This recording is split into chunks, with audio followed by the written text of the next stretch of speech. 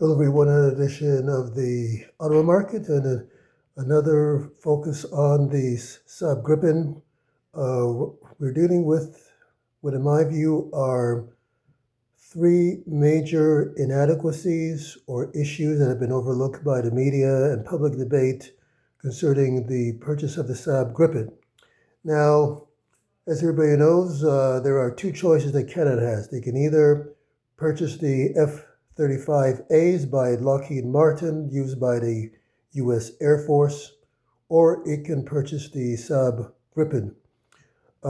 If Canada purchased the Saab F-35As, we can expect that's going to complement Trump's strategy of the to kind of manipulate Canada by economic force, because all he needs to do to coerce Canada is to say, well, you bought all these planes, I can control the technology, and if you don't do what I say, I'm just going to turn off the technology, and you're not going to be able to use those planes anyway that you purchased billions of dollars, and people are going to be upset, and he's just going to then, continue to go along his desire to infiltrate and control the Canadian market, to make inroads towards his agenda for total economic control, towards his desire to conquer Canada by force. And all this stuff going on in the U.S.-Canada border, he's just trying to hassle Canada, hassle Canadians, and say, well, hopefully eventually they will want to become a 51st state because he won't want to deal with all this hassle, on the border. Of course, he doesn't know our thinking that we just simply avoid the states. We don't have to go down there. He thinks the states is Mecca, but, we have alternatives. So he doesn't really understand Canada, what he's doing. So that's the course, by the F-35s, and that's going to complement Trump's strategy for, controlling Canada with his desire to, manipulate CUSMA and to, do whatever he can to push Canada over the brink, in his view. So that's one approach. So we don't want to go to F-35 routes because that's what obviously is going to happen. The outcome is we're going to be sinking like in Trump's quicksand. So what's the alternative that we have before us? Well, the alternative we have is the Saab Gripen. Well, the Minister Jolie has said that, Canada, a recent article by the European Military Journal said that it was quoted as saying that, we want to have a policy, we want to have a procurement strategy on planes that is going to complement our desire to move away from being dependent on a U.S. defense system. So if we buy the Gripen, here's the first major issue. The Saab has officially outlined a 3-year agenda. Well, that's all well and good. That sounds reasonably and sensible, but do you think Trump is going to wait 3 years to wait for us to be producing, Saab Gripens and have a whole fleet of all this, Saab Gripens to affirm our sovereignty? And the thing that Canadians need to understand is that, and I think most Canadians don't recognize, is that at the end of World War II, Canada actually had the third largest navy in the world, third behind the United States and Britain. At the beginning of World War II, 1939, Canada had a handful of vessels like we do now, and a naval personnel of about 3,000 people. By 1945, and again, most Canadians probably don't know this, we had over 400 vessels, 400 naval vessels, and 100,000 personnel to back up those Navy vessels. So we had a considerable military force at the end of World War II, and it's our military capabilities which were used to help win the war against Hitler, to help free the Netherlands as part of the victory against Hitler. And at this time, we as Canadians need to start appreciating our current context as, being faced with a sort of reincarnation of Hitler. Again, that may sound harsh to many people, but it seems that Trump is trying to exactly follow the Hitler's, Mein Kampf strategy of global conquest. It seemed to be a playbook. I know that Kamala Harris, she tried to warn people about this. Of course, I thought Kamala Harris was being crazy. It's like Trump, trying to emulate Hitler. That's crazy. And most of us thought it was crazy, but the former General Kelly, and has warned about Trump's fascism, and Kamala Harris is warning about that, and we're unfortunately seeing that there's definitely a lot of truth in what they were saying. So what do we have to do? So we can't wait 3 years. So that's the first thing. 3 years is too long. We need to focus on a quicker timeline, and we need to understand that we as Canadians used to have the third largest navy in the world, and we did that within between 1939 and 1945. So we have the capabilities. I mean, I know Canadians like to perceive ourselves as doves and, not having a minuscule military force, but when mobilized, our identity as Canadians, as people who embrace freedom and the justice at our roots, at our core of our values, we have the capacity to rise up to Trump in the same way we rose up to the challenge of Hitler. And we need to do that, otherwise we're going to lose our country, because this is what Trump's trying to do. So we can't just simply wait. Oh yeah, we're going to wait for 3 years and we'll start producing Gripens. We're going to have to do something right now. And in my next video, I'll talk about what, in my view, we need to do. But so we can't wait on 3 years. Second thing is that Trump is going to control the technology of the because of the American built planes that we have. So in my view, I know there's been talk of a mixed fleet. We could have a mix of F-35As, which we have supposedly contracted to buy. I think it was around 18, and Gripens, but I don't think that's going to work, because we have to start regarding Trump as a madman. Now, what would a madman do in the face of us buying, just saying that we're going to purchase the Gripen instead of the F-35s to complement his assimilation agenda? Well, I think that a madman might contemplate just simply grounding all of our U.S. military-bought planes, all the planes that he can control the technology. Why not just ground them all so we can't use them and we'll be completely vulnerable militarily? So, we're not going to be able to defend ourselves with any of these Lockheed Martin planes. So we just have to just put this sort of idea that we're going to be defending ourselves with F-35s or whatever planes that we have that are from Lockheed Martin and U.S. military. We're not going to be able to use them in any military role where we're defending our sovereignty against the Americans. I mean, that's completely outrageous. So we just have to think about not, getting around, not buying any more planes, no mixed fleet. That's not going to work. Mixed fleet is not going to protect us and our from a military annexation desire.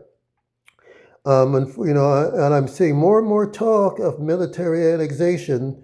I heard this being talked about in CTV. Even CTV people are getting worried about it. When CTV people and all these, mass media people start getting concerned about it, we need to start taking this seriously. I know that back when Trump was elected, when he started talking about a 51st state agenda, and then Justin Trudeau started all this with going down and having dinner with Trump at his mansion, that sort of started up this whole mess. And, that was the worst thing that Trudeau could do. Just not a good idea what he did down there. And everybody thought it was a joke. Well, most people thought it was a joke. I certainly didn't think it was a joke.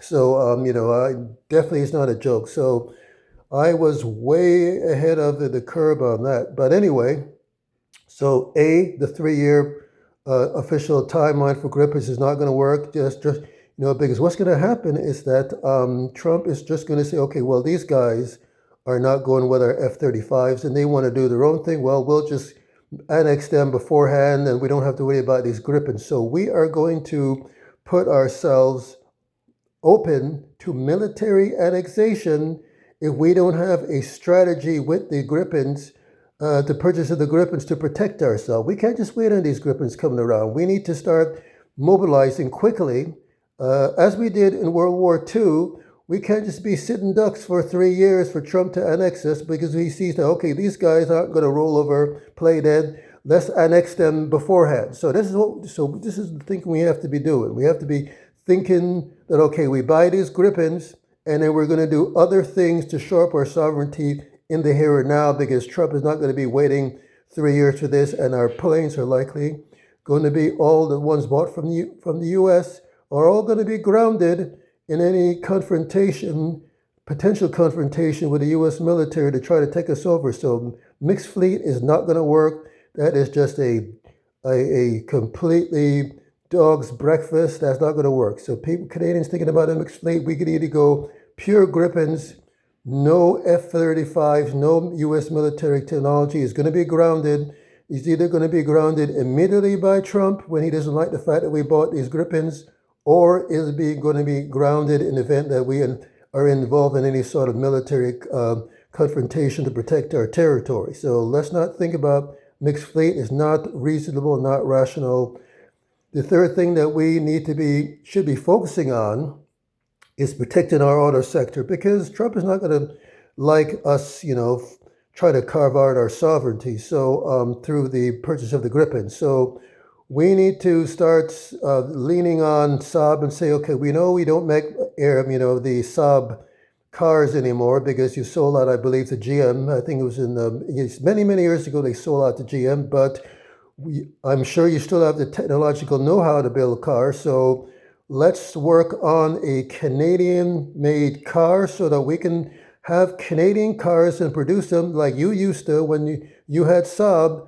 Let's start bringing together Swedish know-how and start building Canadian cars so that we can not make ourselves dependent on GM, Chrysler, all these American auto manufacturers that Trump is trying to lean on to get them to move back to Michigan or wherever else parts of the state you want to move back to. We need to start thinking about how we can leverage this prospective deal to our full advantage. We need to say, okay, we'll take your Saab Gripens, but we also want to start building our own cars because, like Sweden, they're just a population of a quarter of our size, and they were able to, come up with Volvos, and they were able to at one point produce Saabs, and, with just a population of 10 million. So if they can do it with 10 million, with our 40 million, we can produce cars that Canadians are going to be excited to purchase. I think that if there's a Canadian car, I think that, all these GMs and Chevrolets, Canadians are going to be less interested in that. They're going to be interested in buying a Canadian car, and then Saab can help us in building a Canadian car. So we don't have to worry about Trump's antics in trying to destroy the so-called North American auto sector. Let's stand on our own 2 feet. Let's start building Canadian cars.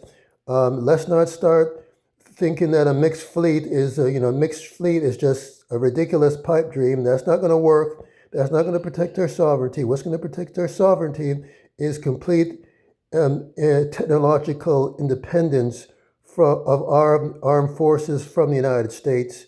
That's not going to work. And this 3-year time deadline is not going to work for us. We just can't be waiting around for Saab Gripen to come around and start building planes with Bombardier in 3 years.